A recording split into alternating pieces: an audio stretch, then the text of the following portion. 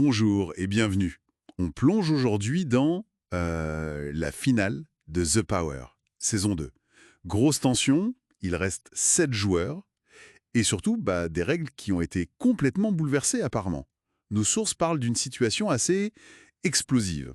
Ah oui, tout à fait. Le gros changement, et c'est là que ça devient vraiment passionnant, c'est qui est le power player. Fini le tirage au sort classique, quoi. Ah bon. Comment ça a été décidé alors? En fait, ce sont les anciens, les candidats éliminés, tu vois, Shanna, Viviane, Maïsan, tout ça. Oui, oui, je vois. Ils ont secrètement désigné un joueur, celui qu'ils estiment être le plus fort, le plus redoutable. Ils l'ont appelé le super power player. Ah, un super power player, choisi par les éliminés. C'est malin comme idée. Et donc lui seul sait. Exactement. Lui ou elle, d'ailleurs, est le seul à savoir. Les 6 autres, ils croient que c'est un tirage normal. Donc sa mission, elle est claire, mais hyper dure. Rester caché, alors que tout le monde le traque, le cherche activement. C'est ça. C'est une configuration psychologiquement assez folle.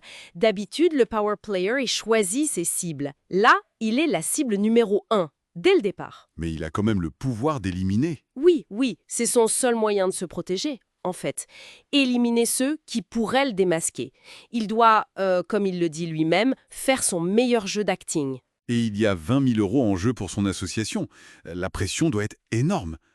Comment tu restes crédible dans ces conditions? C'est presque mission impossible. Surtout avec la mécanique de fin de semaine, elle est impitoyable. Raconte un peu. Alors c'est super power player. Il peut éliminer qui il veut pour sauver sa peau, quoi. Mais à chaque fois qu'un joueur est éliminé, Oui, il doit écrire secrètement dans une enveloppe le nom de la personne qu'il soupçonne d'être le power player. d'accord. Donc les soupçons s'accumulent quelque part. Exactement. C'est une sorte d'épée de Damoclès au-dessus de la tête du power player et le coup de grâce, si on peut dire. C'est la super cible. Voilà, tout à la fin, il y a un dernier jeu qui désigne un joueur comme super cible. Et là, attention, seule l'enveloppe de cette personne est ouverte. Ah oui, c'est tout ou rien. C'est ça. Si la super cible a mis le bon nom, elle gagne tout. Sinon, c'est le super power player, s'il a réussi à rester caché, qui empoche les 20 000 €. C'est radical comme changement.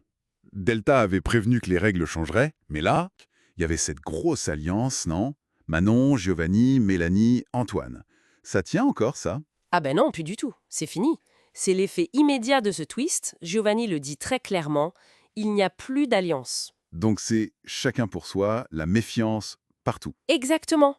Le pire, c'est que le fait d'avoir été désigné le plus redoutable, ça met le doute justement au sein de ces anciennes alliances. Logique. Tes alliés les plus forts deviennent tes suspects principaux. C'est ça. La paranoïa s'installe direct. On passe dans une chasse à l'homme, mais psychologique. Où chaque mot, chaque regard compte. Tout est analysé, interprété. Pour le super power player, la moindre erreur, le moindre lapsus, c'est fatal.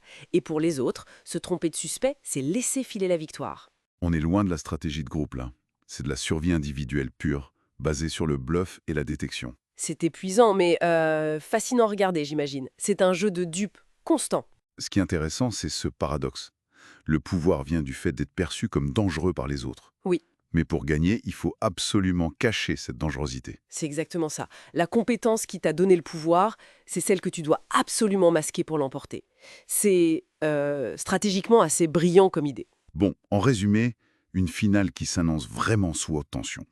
Les masques tombent, les alliances volent en éclats, seul le plus malin ou le plus maligne s'en sortira. Tout à fait. Pour ceux qui veulent revoir comment tout ça s'est mis en place, le replay est dispo sur M6+, bien sûr. Et ça nous laisse peut-être avec une dernière petite question pour réfléchir. Vas-y. Dans ce jeu final où ta force perçue te met au pouvoir, mais où tu gagnes en trompant tout le monde, qu'est-ce qui est le plus crucial au fond? Est-ce que c'est cette réputation stratégique initiale ou bien c'est vraiment l'art de bluffer, de manipuler les doutes des autres? Bonne question, non?